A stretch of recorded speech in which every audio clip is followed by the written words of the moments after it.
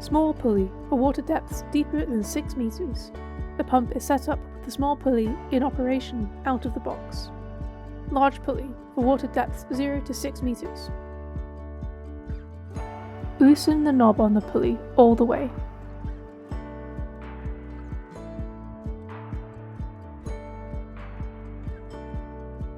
And then remove the knob. Pull the pulley off of the motor rod.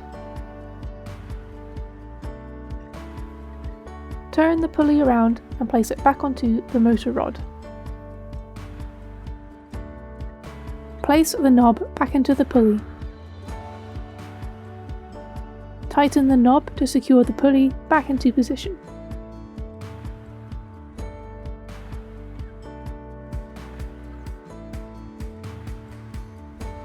Give the flywheel a spin to check the pulley has been secured and aligns well onto the flywheel belt.